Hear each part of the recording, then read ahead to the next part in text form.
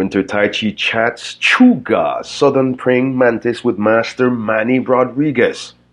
Let's go.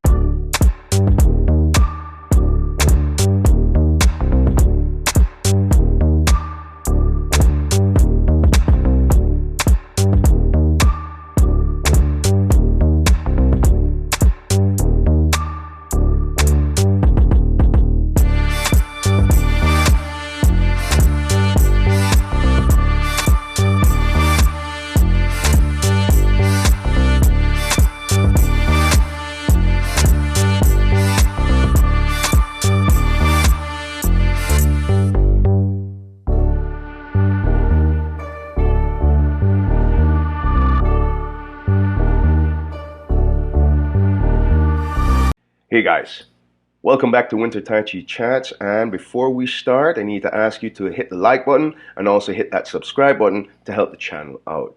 So let's get into it. Today's chat is with an exponent of the Chuga system of Southern Praying Mantis. He's been studying and teaching for well over 50 years, and he's been essential in spreading the art. One such way was being the martial model for the character Toph in the Avatar: The Last Airbender animated TV series. As a student of the late Grandmaster Sammy Wong, he created the Red Dragon Chuga Mantis School to give the world a taste of real Hakka Kung Fu. Please welcome Master Manny Rodriguez and his son, Sifu Joshua Rodriguez. Thank you. How are you doing, guys? For this opportunity. It's my pleasure. Thank you very much for coming on, Master Manny, and thank you very much, Sifu Joshua, for coming on to educate myself and my viewers all about the Chuga system of martial arts. But to give a little bit more perspective, and the intro just really didn't do it justice at all. Let's get into the interview and get with that first question, Master Manny. How did you start the martial arts? Well, that's a very interesting story. That was, I accredit to my mother. And in New York City, there was a program called Summer in the City in Manhattan and in the Bronx and that area. And what that was that the local churches and local government put together programs for youth in Harlem and in Spanish Harlem. And I grew up in Spanish Harlem, East Harlem. And we were in the church auditorium, and my mother set me up with these 4 guys, and they took me to Jerome Mackey's Judo on 57th Street and Lexington Avenue in New York City. I think it was 57, but 57, 58, somewhere around there. And that encouraged me to start most of my training. And at the same time, my uncle, during that time period, we're talking about the 60s, right? Was a combat instructor for the Vietnam soldiers in the Army. And he was a judo man. And he gave me his first uniform. And I started off in judo. And then later on, I went to Catholic school, like a lot of kids in New York, right? And there was St. Francis de Sales.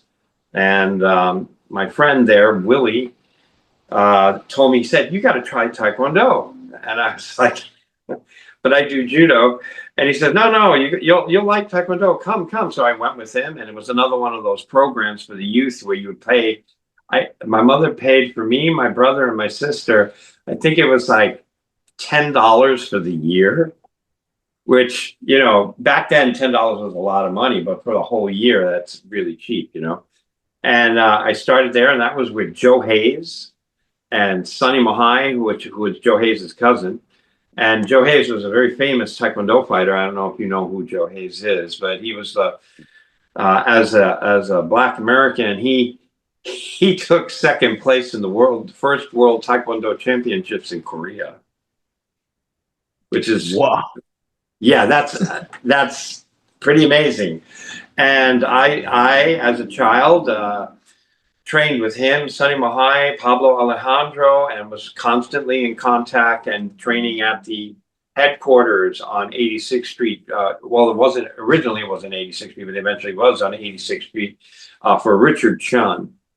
So in New York City, I didn't do Kung Fu. It wasn't until Pan Am moved their central hub from Kennedy Airport to Chicago O'Hare. My father was crew chief for Air Force One. Pan Am had the license to house Air Force One, and my father was former Air Force and had all the clearance to work, do the maintenance. Back then, they call it avionics now, back then was maintenance, and to work on Air Force One. So that's how we got transferred to Chicago. And that was in that small town of Hoffman Estates, Illinois, which was northwest of Chicago. In that town, there was one Chinese restaurant, and it was called Ho Luck, and it was a takeout restaurant. And I would be bored. I'd come home from school. I'd walk from school, and I'd always hit that restaurant, and I would get a couple of egg rolls. And I noticed that the owner of the restaurant had these huge forearms. And I was like, "You do kung fu?" He says, "How do you know that?" And I said, "Well, nobody who just cooks in a restaurant has forearms like that." He says, "Oh, you do kung fu?" And I said, "I do taekwondo and judo and karate." And he says, "Oh, you already know enough kung fu." No, I want to learn Chinese kung fu. So I kept asking him, and then he taught me the lion dance first. He wouldn't teach me kung fu. I had to do lion dance first.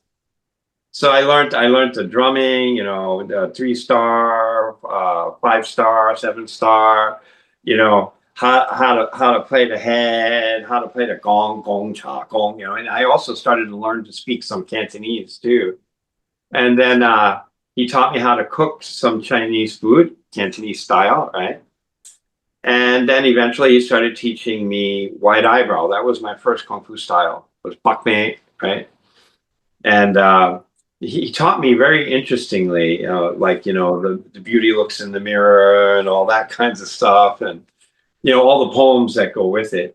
And eventually his business grew, and Whole Luck became a sit down, and he acquired other restaurants. He was too busy, and so he said, "I found you a kung fu teacher. I'm too busy. I can't teach you the way I want to teach you."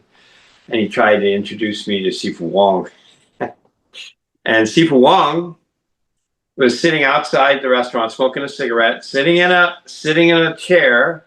It was a hot day, and he had his legs crossed, his arms crossed, and he's smoking a cigarette, you know, like typical. And he was dressed in Bermuda shorts, dago tee, and he had chancletas on those, you know, slippers. You know, I call them chancletas, yeah, you know, the slippers, right? And I looked at him and I said, "No, I wanted to stay with the old man because my grandfather was in New York, and the old man was like my grandpa, you know, como mi abuelo, right? I mean, you know, I thought it was like my grandpa, you know." And and he says, "No, no, you study from him. He's a good guy." I said, "I don't want to study from him. He looks like a Puerto Rican junkie." And he got really pissed off. You could see me sucking on that cigarette real hard. And he said, "No, no, that's disrespectful. He's a great, great master. He's very good." And so he stood up and he said, "Hit me." He wanted me to punch him, I guess. So I did. And my hand bounced off him. He had his skill. I hit him in the neck. Because my goal was, as a stupid teenager, was like, I hit him real hard. I already have a black belt in Taekwondo, right? I'll hurt him, and then I can stay with the old man.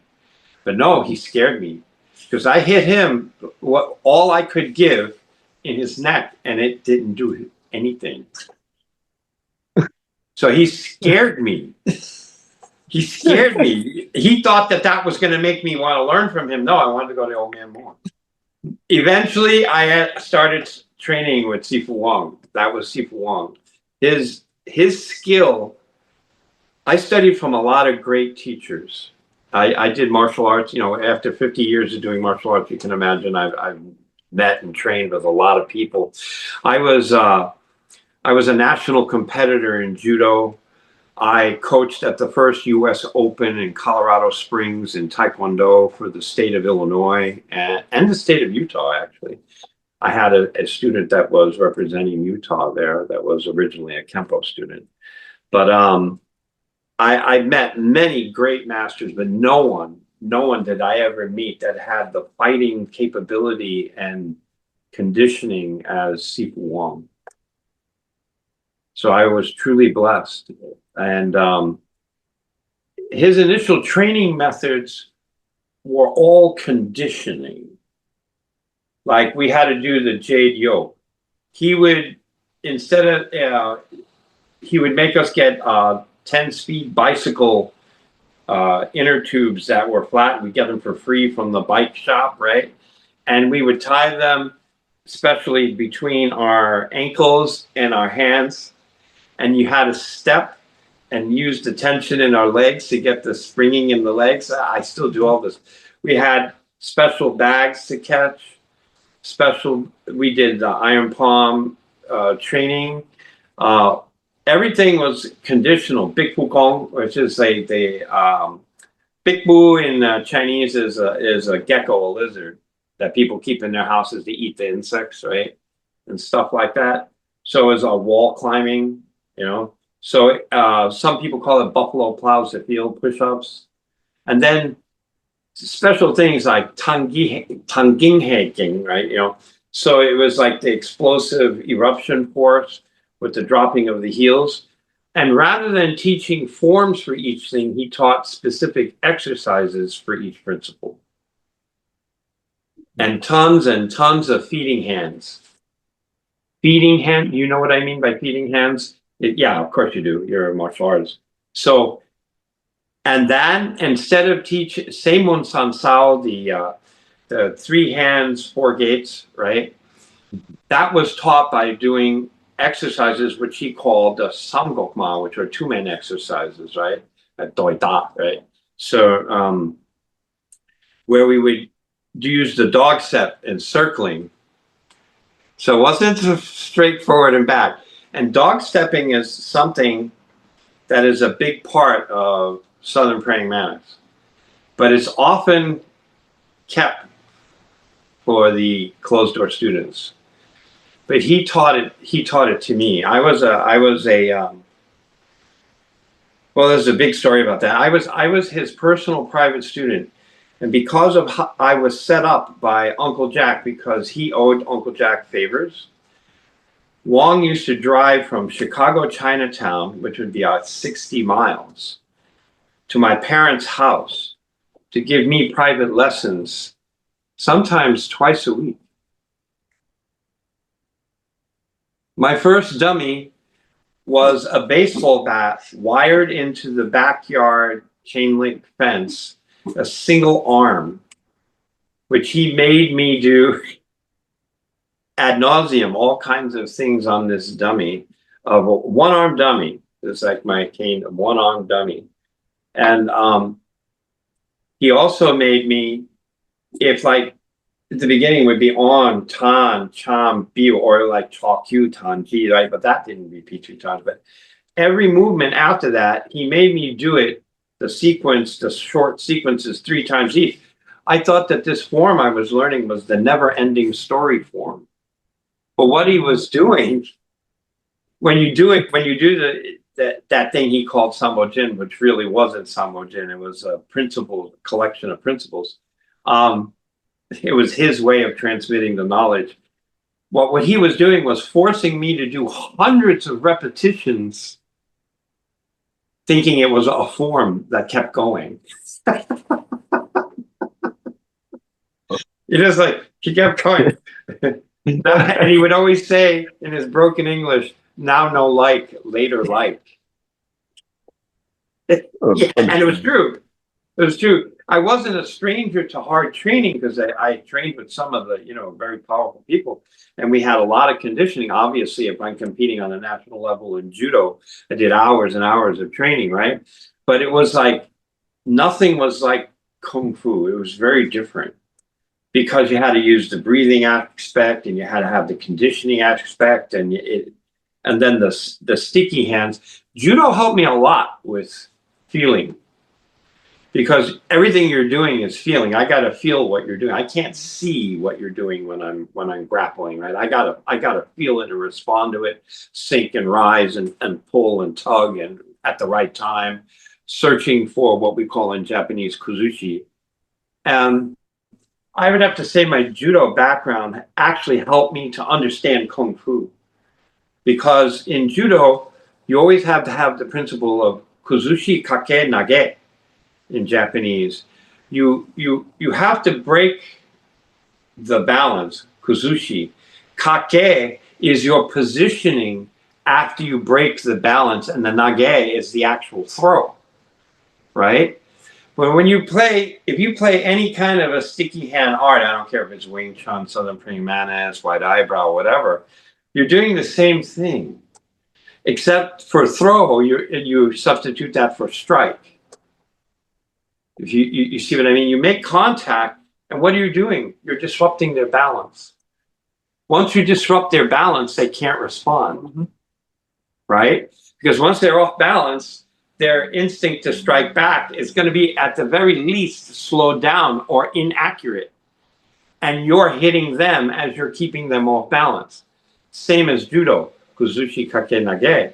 So that principle of kuzushi kake nage translated into my training with the kung fu, which made absolute sense because you're using the same concept. I'm making contact, and I'm not just like playing a game like patty cake. I'm trying to disrupt your balance and close your gates, right? Mm-hmm. I'm trying to push into your center and prevent you from stepping, retreating. I'm trying to lock you, right? You do the same thing in grappling, right? Some people don't see the key. They don't recognize the similarity of it. It's like, and also the specialty of Southern Praying Mantis, at least Chuka, at least what was taught to me, is that it was counter grappling.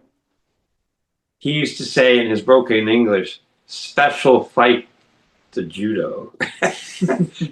Because when you're in tight, you have to be able to counter grappling if you're an infighter. And if you can't counter the grappling, once you get into that inside line, then into that gate, you will not have the ability to stop a really good grappler, right? So many of the techniques we did involved kamla, which is a Chinnan in Mandarin, kamla. And many people confuse kanla also. They think it's only wrist locks, finger locks, or chokes and all that. No, it involves hitting pressure points and doing things to break the grip of the grappler. And Southern Praying Mantis, I can speak definitively of Chuka, is to counter all the grappling techniques that may occur at that range. It's very important to be able to understand that. A lot of times people will train for competition. There's nothing wrong with that. You got to test yourself, right? And I used to bring my students to, oh my God, in Chicago, so many, like every month we would go to 2 different tournaments that would be run by some of the famous karate guys, open tournaments. And I would have them fight at 3508 South Halstead or at St. Viator's and stuff, because I wanted them to get experience against other systems, responding systems. But the problem is the rules take away, what do you do if somebody grabs you? You're not allowed to grab in a striking tournament like that. You can do a grab and a punch, but you don't end up grappling, right? So then you start to lose the essence of what the system was put together for self-defense and combat. Very true. Sacrificing that for sport. But if you have that in your head, if you know the difference, you can separate in your mind, I'm doing this to test my reactionary skills, and then continue your training for self-defense. I was watching an interview of a famous teacher in Japan who said, Budo, you don't call your martial art Budo unless it can kill somebody. If you do Do, like Aikido, that's not there. But Budo, which Southern Praying Mantis is Budo, it is designed to protect you in a life and death situation. It's not sparring. It's more akin to what special forces do. They don't do sport when soldiers go out, special forces go out, and they have to be able to defend themselves. Their life is in the balance there. So when you practice real Southern Praying Mantis, real Kung Fu, it's supposed to protect your life, your family, your whole being. That's what it's for. And you got to keep that in your mind. And you have to decide whether you're going to train for martial art, Budo, or for health or cultural reasons. You can do Budo and cultural reasons, but there's a big difference in the training. And many people in modern times have lost that. They've lost that. And I don't care what style it is, they've lost it. That's a very good point. That's very true. Thank you very much, Master Money. You're And welcome. thank you very much. Thank you very much for giving us some background on how you started martial arts, how you started with the Japanese and the Korean arts, and then eventually, due to happenstance that your family had to move from New York over into the Midwest, that's how you actually got into Chinese martial arts from the owner of the was it Holuk? Ho Luck. Holuk Chinese Good martial luck restaurant. arts. Ho in Cantonese, good, and luck was English. He called it Oh, good luck restaurant. Yeah. so it wasn't L-U-K, it was L-U-C-K. Correct. That's He cool. did half English, half Cantonese. That's great. That's great. That's great. And also, thank you very much for giving us a little bit of background on Southern praying mantis and you know how effective and useful it can be. But I have a question and I want to backtrack too. Right? Sure. What exactly is Chuga Southern praying mantis? I've interviewed Sifu Tommy Kwan before, and also Sifu Philip Lay, and they're both from the Juklong Southern praying mantis. Right? Now, what is the difference between? But even before we even ask what the difference is, what is Chuga Southern praying mantis, Master Money? Yeah, that's a good question. Let's start with when you go to mainland China in the Hakka areas, you won't find Chowgar. That's a Hong Kong thing. There was a political thing that happened that made a break. And that's basically a Hong Kong thing, just like the Hong Kong Wing Chun, which Yip Man developed, which is a condensed system. And if you look at Hong Kong, how people have to live, you can see why they condense things, right? You know, and it's also a dangerous place, right? So they have to focus on fighting. That's not cutting down anything. It's just what happens historically. But Chu Ka, even Pu Yi told me this. Chu Ka was the original base system. It was the origin system. And then when you get to mainland, you have Juklong because it's Juklong Temple. And I look at Juklum as the monastic style came right out of a temple, right? You know, and monks they perfect things. I don't care if they're Catholic, Buddhist, Muslim, whatever. When you're in a monastery, they do everything for the best that they can do for God, right? So the Juklum has a lot of very intricate principles and concepts that are perfected not only in effectiveness but in beauty as well. I mean, they're very effective that way. But Chuka is very raw. It's the foundation system because it has the name of the surname of the imperial family of the Ming Dynasty, which escaped from the north to the south. Chu is the surname of the royal family. Now, there's several different ways, histories, different variations, but it talks about the brother of the emperor. You can't have two emperors, right? So just like in the West, if you have two brothers, one becomes the Archbishop of Canterbury and the other one becomes the King of England, right? Same thing. One went to the royal family's brother was in the monastery, Shaolin Monastery, and he was the one that developed Southern Praying Mantis. And there's a lot of history behind that, and that he suffered much. His nickname was Anguish, because of what was happening in the country and how the royal family got chased back. And he was the one that developed Southern Praying Mantis. And then hence you have Chu. Now that's one story. There's like three different stories. And just to simplify things, I'll just stick with that one. There's another one where there was that involves two girls that were learning from someone from the Chu family that was a nun, I think, originally. So there's a lot of, because things weren't written down and many people back in the day were illiterate and everything got passed down by word of mouth, Oral tradition. and oral tradition. You have different variations, but I believe personally Chuka is the foundation system, because you can see it when it's practiced, and you can see the northern influence, especially when you see those pictures of my Sifu doing the elongated strikes and stuff. You don't see the other systems do that much. You don't see the elongated long to short as much as just the short in the other systems. But Sifu Puyi used to say, Southern praying mantis has long and short. Wasn't you also the surname of the royal family? Yeah, so I said Oh, Stu yeah. is the surname of the royal family of the Ming Dynasty, yes. Well, that's interesting. You just taught me something right there about Chinese history right there. Master Manny and Sifu Josh. That's awesome right there. And you know what strengthens your point right there, Master Manny? With everything that you're saying, you have Sifu Josh right behind you, like, yep, yep, yep, yep, yep.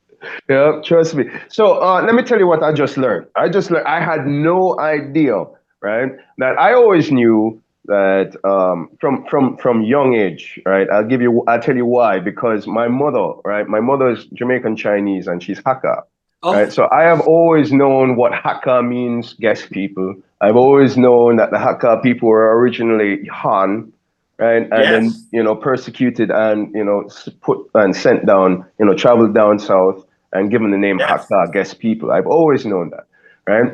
I have a book. I forget who it's by. That's why I just don't want to quote the book, right? And it's called Hakka Kyun, right? And in this book, Hakka Kyun, it literally lays it out for you. Southern praying mantis is what is known as Hakka Kyun, right? Yes, So that's correct, I've yeah. always wondered, like, okay, so where does the Chuga, where does the Chauga, and where does the Juklang come in? Because the book doesn't go that far into the classifications and stuff like that. So I thank you very much for that information that you have just given, Master Money and Sifu Josh. That's awesome, right? So you've just given the how they got the name Chu, where the Chu name actually comes from up north. I had no idea, right? Yeah. That it was actually a northern style that was transported with the people down south. And it Yeah, makes because complete of the sense. attack. Yeah. It makes complete sense, especially when you see, because that was one of the things I was noticing was the reach, how you reach forward, right? Mhm. And stuff. And I made note to myself of how much it kind of looks like Piqua or even like a Baji kind of feel Yeah, when or they go Xingyi. forward. Yeah, Yeah. exactly. When they go Yes, forward, yes. and they all seem to be from where? Northern. I can't remember exactly which province, but those are all northern, and they're all from the same area, right? Right. So yeah, that it just hits home for me. Thank you very much, Master Money. Oh, you're Again. welcome. Yeah, you're actually Hakka, so that's very interesting, and it makes sense that Chu, they would call it Chu because it was the royal family had to escape to the south, right, with their name. So yeah, the time period was roughly 1336, 39 to 1644 was the Ming Wow. Dynasty. That's awesome. That's awesome. And let us not forget some more information that you let off on me, on how the raw basis of Hakka Kyun is Chuga, right? Yes, That's the yeah, first yeah. Chuga, and then you said some political Oh, there's always adoration, fights. whatever, Yeah, there was a and division. So Chauga and Chuka, there was a separation, and they call themselves Chauga. I'm not familiar with the exact reasons for the division, but that was how it happened.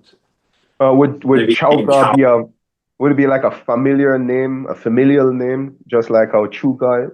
I think it's dialectical.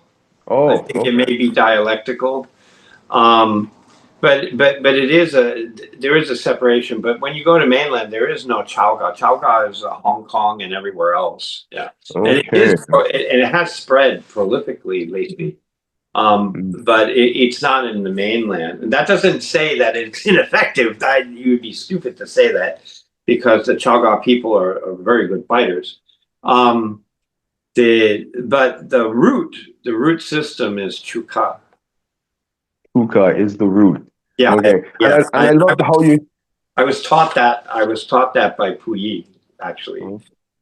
I love how you said how monks how they how because of Juklam Temple why they got the name, Right. right, and how monks got a hold of it and how monks perfect things, so Yes, they do. you It know, doesn't they matter perfect which it and religion. stuff, Yeah. so I can If you're see in that. Catholic monastery, Buddhist monastery, Muslim monastery, they perfect everything to perfection. Yeah. One of the things that I've come to know, even from my Sifu, because my Sifu was a student of Lim Sang, right, and a junior to Jin Fun Mark, my Sifu Richard Chin, right. He has shown me and he's taught me that Juklam is, in comparison to other praying mantis, Juklam would be a whole lot more circular. But then again, that's another, I would say another. Quality to Lam Sang's Juklam because of how he learned Juklam.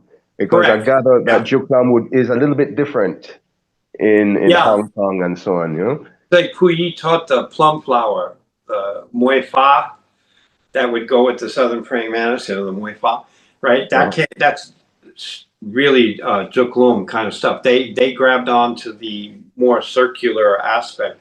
It's like you could be in a country and there's a stew, and then in the north they make the stew one way, in the south they make the stew the same way, but it's the same stew. But the flavors are a little bit different. Oh, that's like Southern fried chicken and fried chicken, mhm, that kind of mhm. thing. So, and then styles develop because of certain necessities.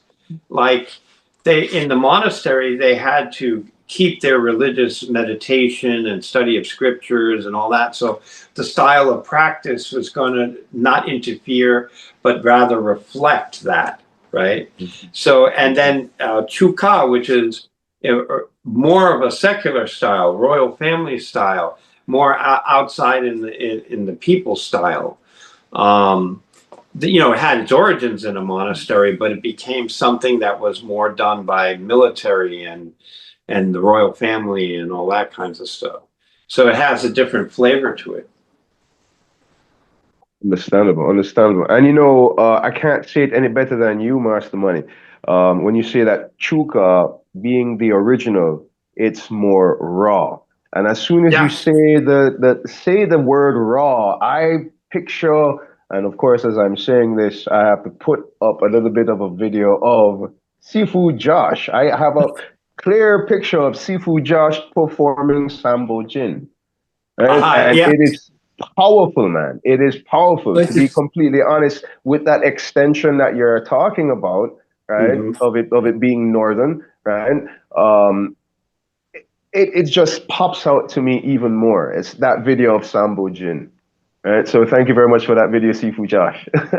Thank you very much. Yeah. So I'd like to say, I tell people often, Southern praying mantis has more in common with Northern Shaolin. I call it Northern Shaolin in a phone booth.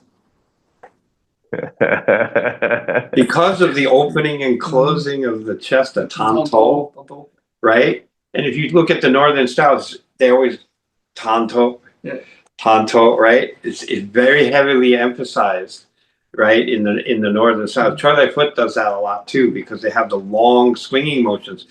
It doesn't work unless you swallow and spit. that's You very have to true. add this. Otherwise, if you just swing your arm, then it's just your shoulder. It's just a mokma. It doesn't have the tanto aspect. It doesn't have the yuma. Then gets trapped, right? So it doesn't Mhm. move, It right? makes sense. So, like when you're performing a maneuver like Junsun, Wa Choi, Sao Choi, oh yeah, you Uh-huh. have to have your You have to tanto. have Yeah, this yeah, has to definitely. happen. Boom, right? Yeah. So and that's a huge emphasis on the northern styles. They have that understanding of the swallow, spit, sing, float, right? They don't call it that, but that's what they do. And I'm very, very tight with the northern Shaolin master, Sifu Kenneth Huey, who is Kisu's teacher, is one of my best friends. Oh, wow. Yeah, yeah. When I first came to California, I became friends with him because I met him at the Long Beach International competition with Ed Parker, and I met him when I was competing there in 1988, and he was shocked that I did a Hakka style and I wasn't Chinese. And that's how we met, and we've had a very strong friendship, and both our schools we've done lion dances together in Chinatown. We've been in the Golden Dragon together with the Yakomun. I'm very tight with Sifu Huey and his students for many years. Whoa, wow. Okay, so since we touched upon Sifu Hui and Sifu Kisu as well, is it through that connection that you got into got into the Avatar: The Last Airbender? Yes, I was approached by Sifu Kisu one evening, and he said, or he came to visit, and he said, "Would you be interested in working on a project with Nickelodeon, blah blah blah blah, for a specific character?" And he thought that Southern Praying Mantis would be an excellent choice for the blind character because we do so much, the Chisao, right? The Toy Sao, we say Toy Sao, right? Toy Sao and stuff like that. And I said, I don't know. So he took me to meet Mike and Brian, who are the creators, right? And they were in a house. I think it's hard for me to remember, like Bel Air, Hollywood, and there was cables laying all over the place, and they were showing me drawings, and they said, "Would you like to do this?" And I was like, oh, "Okay, I'll give it a try." Right? And that's how that came about, because they were looking for a specific individual style that would fit her character. And Kisu came up with Southern Praying Mantis. Mm-hmm. It was a great choice I because agree. I agree. Yeah. in my honest opinion, okay, so when Avatar came out, right, I was enamored by it, but I was not a kid. Right. I was 25. It came out in 2004. Yeah, I was 25 years old, right? So what drew me to Avatar: The Last Bender, apart from it being anime, and I was still into anime stuff, was the fact of how real the martial arts were. Right. Yes. So I was a martial artist drawn to Avatar for the martial arts, right? And then the story and the animation, the love for that came after, right? Yes. And my absolute favorite character was Toph, right? Now, of course, we had Northern Shaolin, Fire Nation. We had Bagua for the Airbenders. We had Tai Chi. Taiji for the Waterbenders, and we had Hungar for the Earthbenders. So when Toph came around and she was not Hungar, I was just like, A lot of people did that. Yeah. I love this. But at the same time, as soon as she moved, I knew exactly what it was. I was like, this is Southern Praying Mantis. But I just never really spoke to it to anybody. And what's funny is when I asked you about if you'd like to do an interview, it wasn't because of Avatar. So when you Right. told me that, hey, people usually ask me because of Avatar, I was like, oh, wow. I had no idea. And then when you said that, I was the martial model for Toph, I was like, oh gosh, that 100% confirmed to me that what I thought was correct. Right? Oh, yeah. So thank you very much. So trust me, yeah, I don't know if my poker face is hiding it, but I'm starstruck right now. So Oh, trust me, I am. okay. That's okay.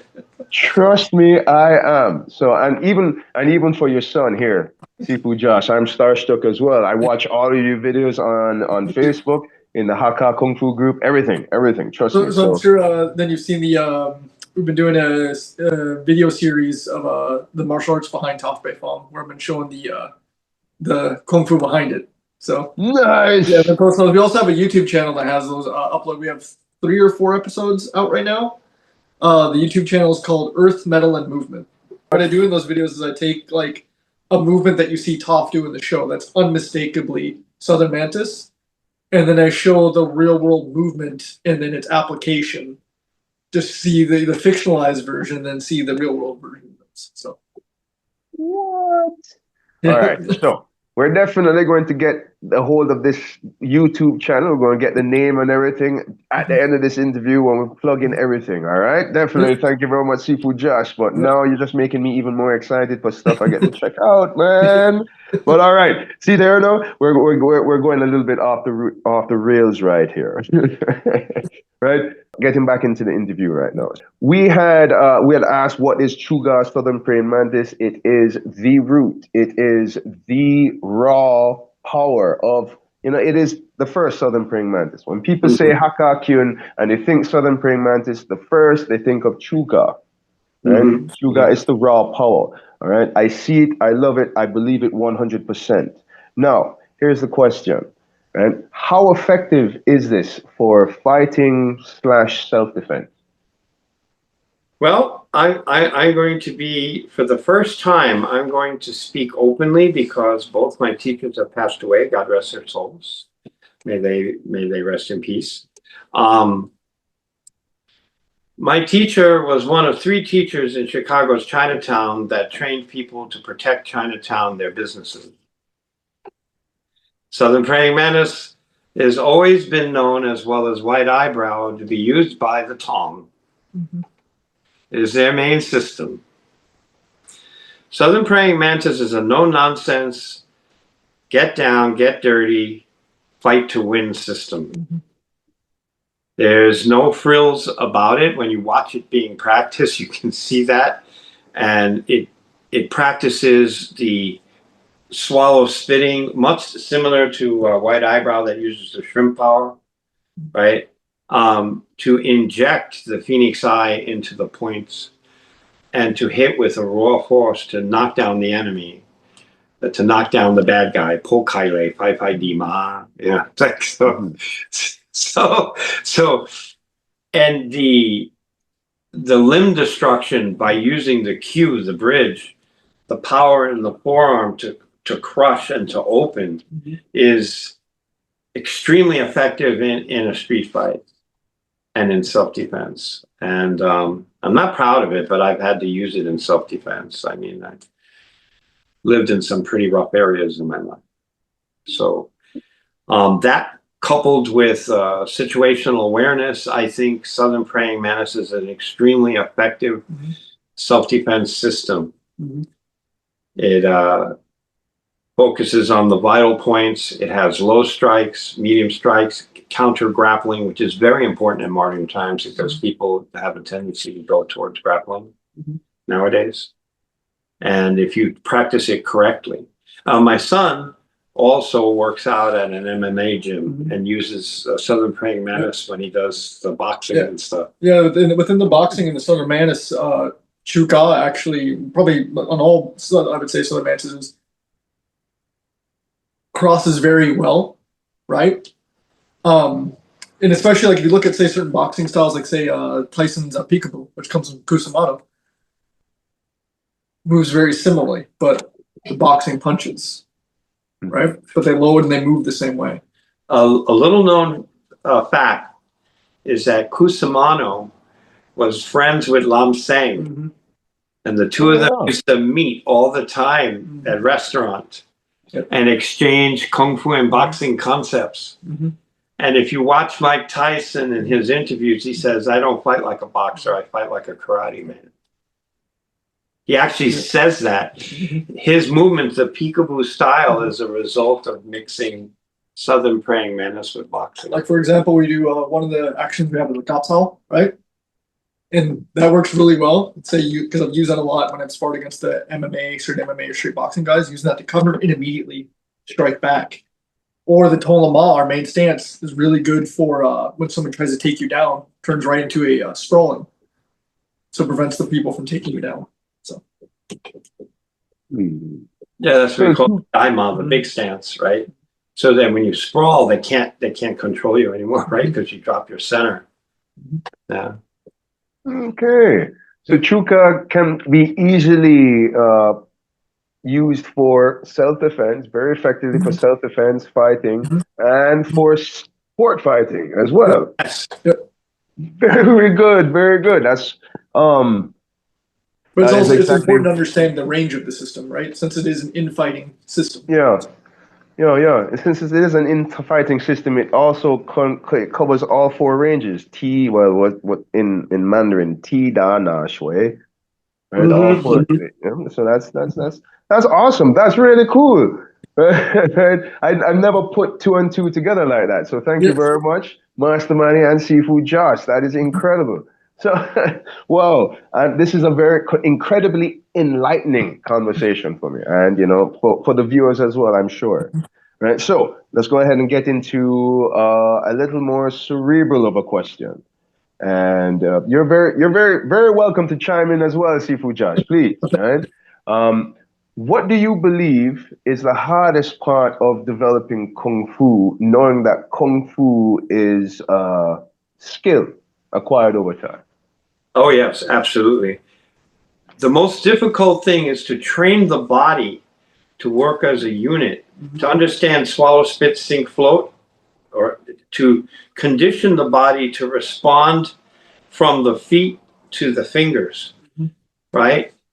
I don't care, like my Sifu used to say, I don't care how you punch, big, long, short, whatever. If you're not connected to your philosophy, your systems, method of generating gain or force, it's going to be ineffective.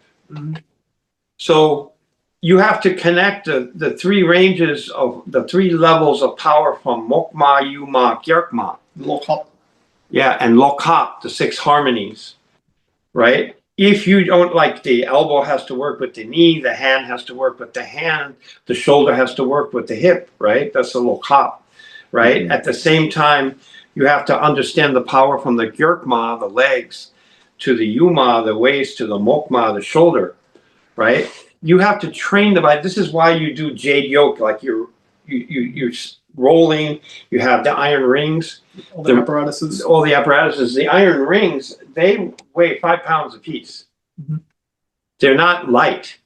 They're not light. They're here, Joshua, show. I'm gonna get it. Yeah. So this is just one of them. I have duct tape on it so that way we don't annoy the neighbors. But yeah, these ones are like about 5 pounds a ring, and you have to basically do the proper motions with having the connection into the ring. Because once you let go of the Tantian, your arms will drop. Yeah. And that builds a strong bridge, because the way I sort of say with this action here, right? When I connect on someone's arm, I use that same circle. But since I'm used to moving the weight of the ring and connected inside of my body, I'm able to use that against another person's pressure. My Sifu used to have 9 of these on each arm and do all of Sambo Jin. Then at the end, he would jump backwards, land, and shoot off one ring at a time. They would go rolling around the parking lot. I can't do that. The most I can do is like 4 or 5 on my arm. 9. 9. Yeah, Wow. and I watched him use 100-pound weight bar to do the jade yoke across the arm, rolling it back and forth. That's it's master of the 18 rings right there. Reference, shout out Shang-Chi. And that we use a rope. We use there's the large rattan ring. The large rattan ring, and we have the single arm dummy. We have a spring dummy, which I've built in my lifetime. I've built 4 of them. Yeah, cables, the elastic. All of this is very important. I think the most difficult part of the Kung Fu is like, the old expression, you have to eat bitter before you taste sweet, right? Is the conditioning. If you do not do the conditioning exercises, your Kung Fu is going to be empty. It's going to be empty. It's like someone who does boxing just to lose weight. Mm-hmm. If they go in the ring to fight, they're gonna get killed. True. They have to have the conditioning, right? Otherwise, and you have to understand the science of what does it mean to bring the power from the ground up. And that's why you see in Southern Praying Mantis, we do a lot of stomping. Mm-hmm. Mm-hmm. You see the stomp, boom, front leg, back leg. And that you're what's the best way to say it? It's hard to say in English. You're condensing downward and exploding upward, right? It releases a force. But without the conditioning, it's empty. The tendons and the muscles have to be conditioned to release that force. Understanding why and how. It's why usually I'll joke with my students and I'll say, you want to get your Kung Fu better? Understand 3 things: anatomy, geometry, and physics. Yeah. And you can apply that to your Very true. Very true. Master Manny, the force that you're referring to, I think, is Ging Tanging or Ging Tanging. Yeah, Ging Tanging. It's the starting or springing force. Right, startling for it. Yeah. Or vibration force, right? And so how Sifu Wang used to teach that, rather than teach a whole form, we had a standing exercise which he called Tanging He, right? And you would close in and then explode upward. But when you closed in, you raised up your tendons, your heels came up, condensed everything into the center, right? In, and then dropped. And the drop hitting exploded the out, right? And you did that in 3 directions: upward, forward, and downward. And they're slightly different for each power. And unless you have someone to show you that, the whole swallow, spit, sink, float happens in that action. And you have to develop that in order to use, that's the essence of Southern Praying Mantis, is that explosive power, that vibrational power. Otherwise, the Phoenix eye becomes dead, because eventually you have to be able to use the wrist in conjunction, going from the shoulder to the elbow to the wrist. The wrist is the short distance, the elbow is the medium distance, the shoulder is the long distance. So long distance, right? But then you have to be able to connect all 3, right? So a thing I wanted to bring up, it was tied to the question about one of the hardest things to develop or to do with Kung Fu, right? Yeah. Of course, besides what my father said, which is very important. I think also what's one of the other hard things is people learning to, I don't know how to say this, but like learning to fly free eventually. What I mean by that is you first have to start within a confines like a seed. But eventually that seed has to grow. But what happens a lot of times is people become like horses with blinders on, and they go, oh, this is the only way. This is how I was shown, this is the only way. But that's never how any of this was meant to be, right? Yeah. Like eventually it has to become free. And like there's an expression that is the mantis emerges from the cave. And eventually that has to occur to make your Kung Fu alive and not just a prearranged paint by numbers, I guess, is one way to say it. So Very you true. don't want to be stuck in Uwangu, old square mind. Yeah. So Nice. you want to preserve tradition, but at the same time, you don't want the system to go dead. Yeah, say just using a simple hammer fist, and I'm gonna go to a hyperbolic example with this, right? But like it'd be like, oh well, it's only to hit the collarbone, right? Even though nobody says that, but just for the example, it'd be like, well, I could hit a kick with it. I could block a kick with it. I could block a punch with it. I could hit your arm with it. There's so many things I could do with it. I could use it as a setup for something else, right? So eventually that's what I mean. Like it has to grow. It has to flower. So how my Sifu used to teach that was that he would teach us 5 sangokmas. He said, now you have to make your own. So you had to learn the dog stepping, the sangokmas, and it was basically, I don't know if you've ever done karate or taekwondo and stuff. They have 3-step sparring. Yes. Korean, they call it samban kurugi, right? So this is like 3-step sparring, but going around in a circle, right? So then after you got the 5 really well, my Sifu used to say, okay, now you got to make your own. Otherwise you gotta figure those out. You have, like, we had a doida 2-man set, a matching 2-man set. If you looked at the old videos, you see my son and Scott Logan doing the 2-man set at competitions, right? But that's just one application. Minimum in Chinese Kung Fu, you have 3 applications for each movement. The obvious, the secondary, and the hidden. This is tradition, right? Most often the hidden is like kamla and pressure point striking, that kind of stuff. But each, if it's traditional, each technique, each sequence, each principle has 3 applications. And then from there they grow more, they multiply.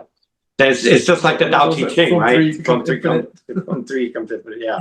It's from it all goes from the Buddhist sutras and the Tao Te Ching. And if you don't have any knowledge of that, then you don't understand what they're trying to teach.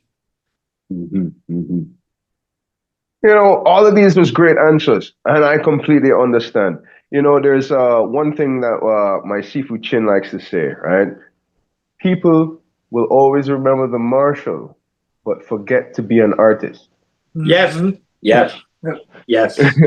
You see, and that goes along with what you're saying about not being free. They're just confined to what was taught to them and not understanding that, hey, you're supposed to think just like Master Manny says, outside of that Well, box. that's why traditionally they taught the 5 excellencies, so that way to help you to develop that mindset. So. Very good, very good, very good. Thank you very much, Master Manny and Sifu Josh. Let's go right along. But you know, just to say, I just have to say, sorry, going back to that, right? What you said, Master Manny, about one of the hardest part of developing Kung Fu, the Tan To Fo Sham, I agree 100%. Because okay, I've been doing Bak Mei now for 3 years, and that's still one of the hardest things still to understand, and it's only because of my knowledge of Tai Chi, right? That I understand Tanto Fo Sham. That's the only reason, right? But it's still expressed in a slightly different way in Tai Chi, of course. Right? So doing it with Bap Mei, it still feels slightly different, right? It still feels kind of foreign, but at the same time, I'm working through it. So I love that answer. I really, really did. I truly did. All right, so let's go ahead. Pardon me, sir? May I make a suggestion? Of course, of course. Look at Chen Manqing style Tai Chi. You'll notice the way he uses the Ding Chi Ma, the bow and arrow stance, right?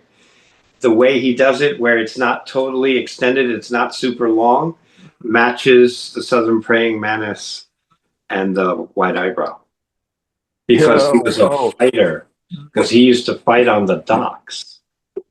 Okay. All right. Take a good look at the old man, the way he moves, and you'll see it matches what we do. All right, I definitely will. I definitely will. Well, I do know that if you're going to fight, you cannot use a long stance. You definitely cannot.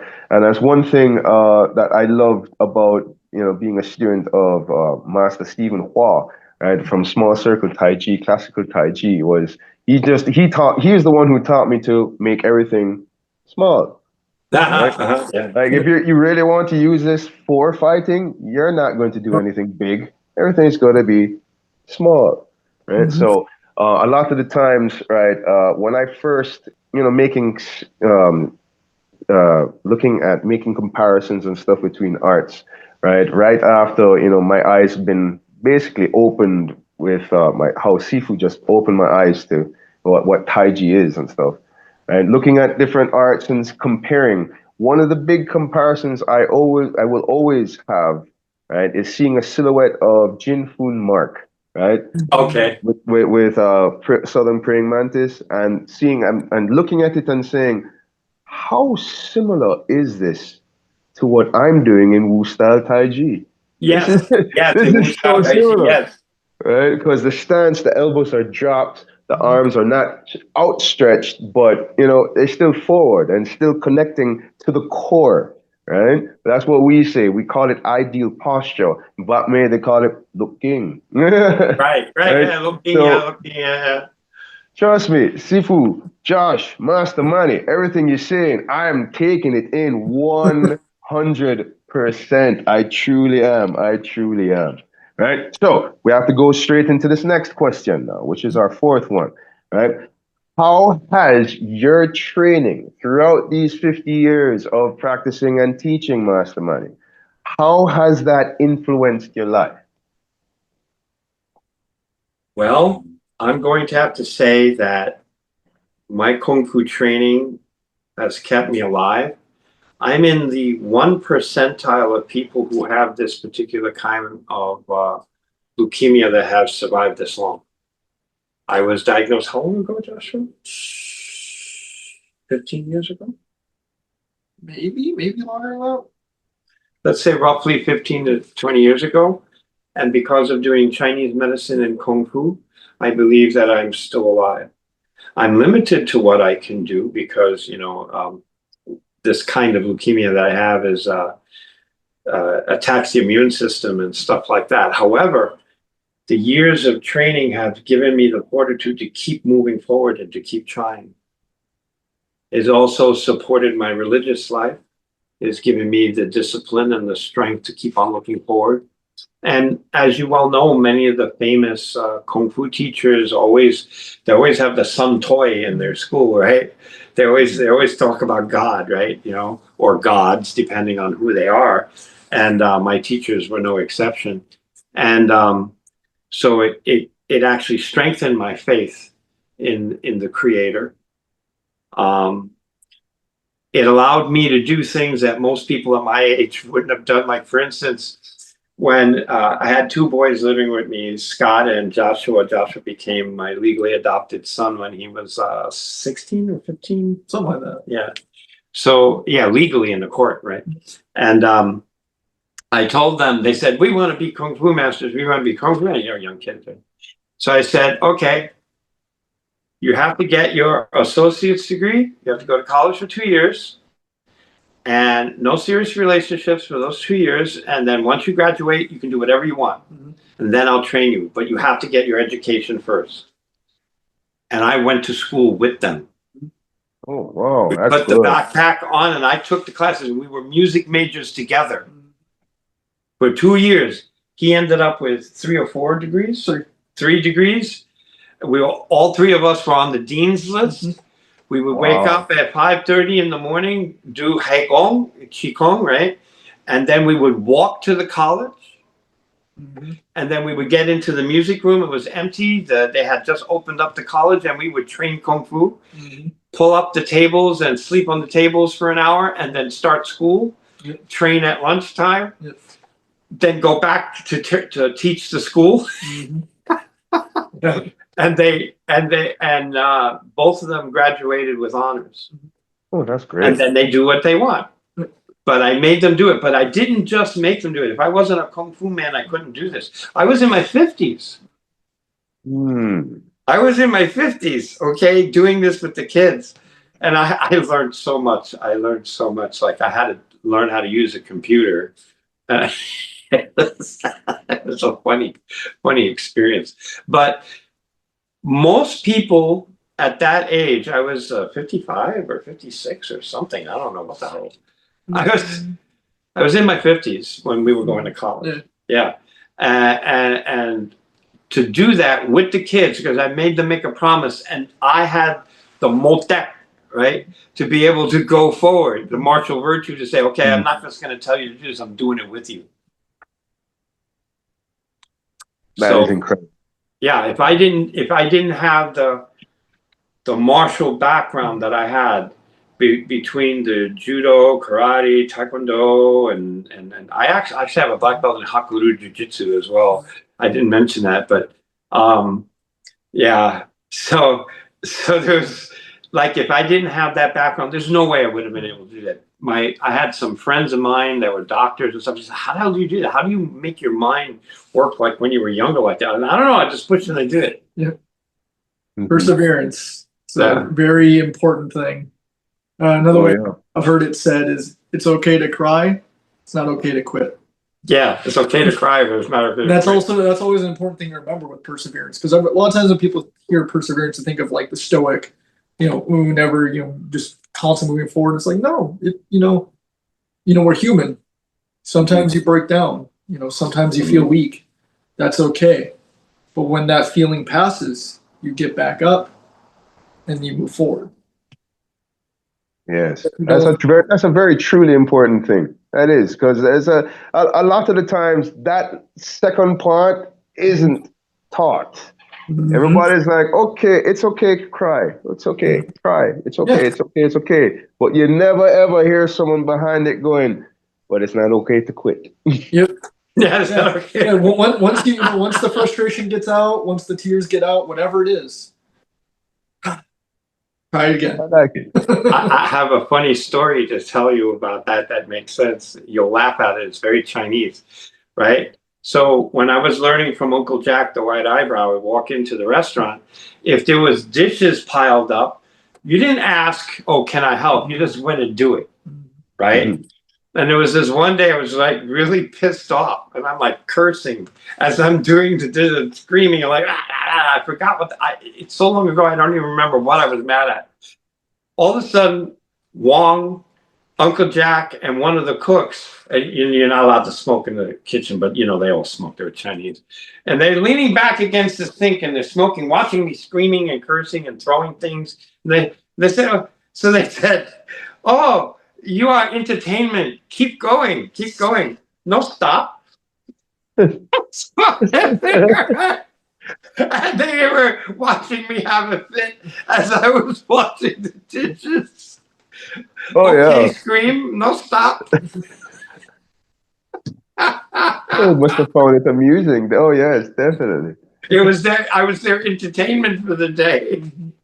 Oh, yeah, of course, of course. Belly laughing all over the place. That's great. That's great. So basically, Master Money, if you because of your martial arts training, you literally wouldn't have gone through life the way how you've gone through life, Yes, basically. yes, Right? It shaped you as a person. yes, That's absolutely. interesting. That's interesting. And I have to say congratulations for that because at my age, at 45, I have my bachelor's and just even the thought of going back to college to go Oh, and get a degree. Oh my gosh, that is because I have two daughters and they're in middle school right now, but when they go to college and stuff, like I don't know if I could do what you did, Master Money. So honestly, I commend you. Thank Highest, you. highly, I highly do. Trust me. That's Thank you, because you understand what it took me to do.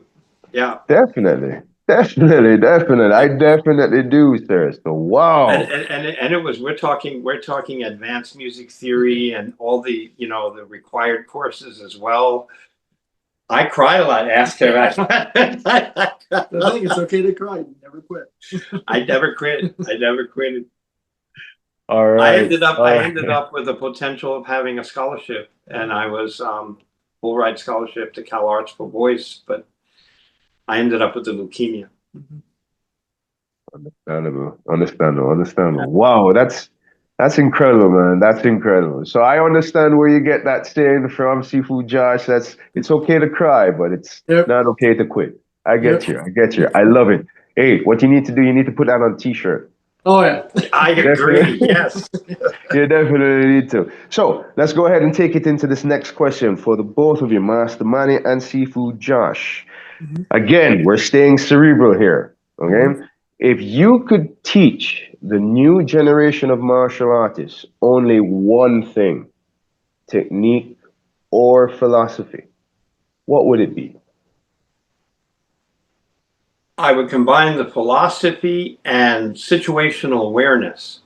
The style doesn't really matter, but if you are unaware of your environment and the potential for danger or safety, then you are not learning Kung Fu. And the philosophy is more important at that stage, especially inculcating them that in the beginning of how they are supposed to be moral individuals, and they're working towards being a hero and stuff like that, and to be a just individual. If you don't start them early on that, then the temptation to use martial arts for the wrong reason will happen. And I also believe if they learn the philosophy correctly, they will also train the way they're supposed to train. So to me, it doesn't matter if it's Chorlai Foot, Okinawan Karate, Judo, whatever. The situational awareness for self-defense, I think, is primary, and the philosophy is goes along with that, equal. Not one is not above the other, to train the character of the individual. Because like Chen Manqing would say, martial arts doesn't train the character. The study of the classics changes the character. Very true. That's a quote from Chen Manqing. Well, I do his style of Tai Chi. I agree with that. I agree with that. It's like what you had said earlier between Budo and Jutsu. Correct, right? correct. Right? That same difference right there. One is just fighting, and then one has principle, right? Correct. Or fighting with principle at least, right? So that's a great answer right there, right? Master Manny. That's a great answer, and that's one answer that honestly I haven't gotten. Right? Self slash situational awareness. Because if you don't have situational awareness, it doesn't matter how many techniques you can do. Yeah. It doesn't matter anything at all. If you're not aware of where you are in a specific situation, well, you'll always get the better. You'll always be getting, or you always be gotten. You know what I'm trying to say? Be gotten the better. I know exactly what you're saying. I originally grew up in the projects in Spanish Harlem, right? So if I didn't pay attention to where I was going, what was behind me, what was in front of me, especially late at night, I'm walking by myself like an idiot, right? You don't walk near the doorway, you walk towards the street side where the lights are and all the rest of it. I mean, no one's a god. You never know what's going to come out. And I remember as a Boy Scout, we're just little kids, me and my brother were going to a Boy Scout meeting. We got out on the subway train and my mother was screaming at us, "Don't go in the front car, stay with all the people." Because we're two boys and we're not going to listen to my mother because we wanted to see the lights go by in the front car. Two junkies held us up and they were so high they thought that we were soldiers.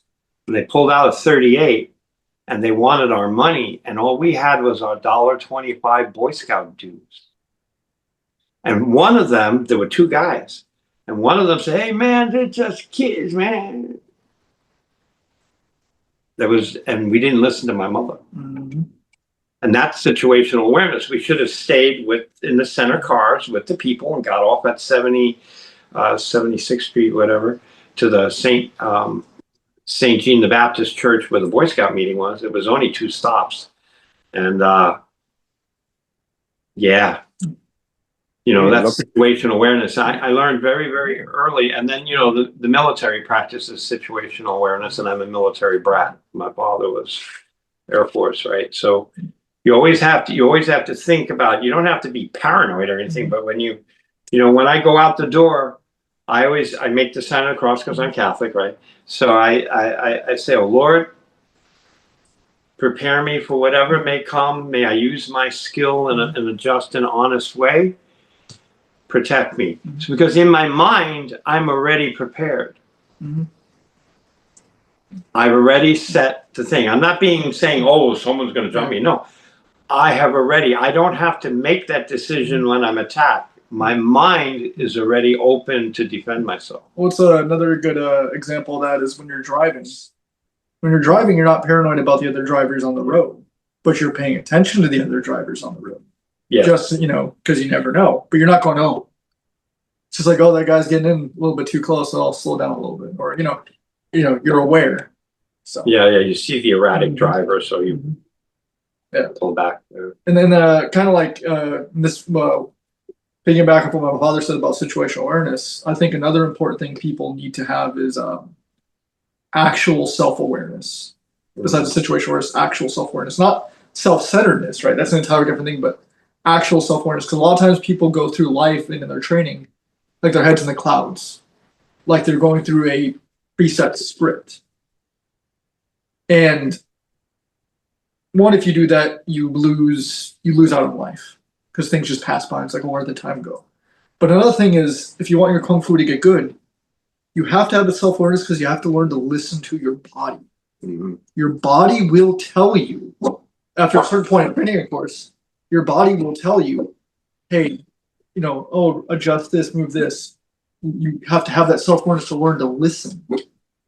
So. All right. That's great. That's great. That is one of the most perfect answers I could ever hear for that question. So let's go ahead. If you could teach the new generation of martial artists one thing, technique or philosophy, what would it be? Situational / self-awareness. Perfect. Absolutely perfect. Why? Because again, I'll say it, if you are not aware of yourself in a situation, there is no way you can use any technique to defend yourself. Yep. I agree 100%. Yep. Yes. Very good answers. Very good answers. Thank you, Master Manny and Sifu Josh. Basically, Let's go ahead. Be active in your life. Don't be reactive. I like that. I like that because it's actually faster to act than to react. Mm-hmm. Yep. That's very true, and that's scientifically proven. Right? Reaction speed is a lot slower than just acting. Yep. Yep. Right? Very good. Very good. Thank you very much. Now we've come up to our last question. Now, Master Manny, Sifu Josh, how can you be contacted? You can contact us through our Gmail account, Red Dragon Gong Fu, GONGFU at gmail.com. We also have a YouTube channel where we are, of course, we have other stuff tied to Southern Mantis on there as well, Chuga, but we have a series covering the real world martial art behind Toph Bei Fong. And the YouTube channel is called Earth, Metal, and Movement. And also next month on the 16th, we are hosting a seminar being held over Zoom. So if people are interested, they can contact us through our Gmail account. And it'll be going over the how and why and when for Tan To Chum Sing as a concept and how it is utilized and how you can utilize it yourself in your own martial arts. So. Nice. I myself would like to get that information. I probably would like to attend myself. So, information for Master Manny as well as Sifu Josh will be in the description down below. Also in the description down below will be a link for Feiyue shoes. If you like Feiyue shoes, go ahead and click the link down below. Get the best prices, get the best deals, all at Feiyue shoes. Master Manny Rodriguez and Master Joshua Rodriguez, thank you very much for taking the time to educate me on Chuga, Southern Praying Mantis, and some more Hakka Kyun. It has been a pleasure. It Absolutely. has been fun. I'm glad to make your acquaintance. I hope that we will meet one day in person. Yes. I do hope so too. I'd love to come over to Southern. I was about to say Southern California. Right? It is. Yeah, we are in Southern California. It is Southern California. Right, yeah, cool. Ventura, California. Yep. Wonderful. I'd love to come over to California. I've never been over to the West Coast. Well, I shouldn't lie. I've been there when I was a kid, but as an adult, never. Yeah, you're always welcome. The door will always be available to you and your children. Thank you very much, guys. All right.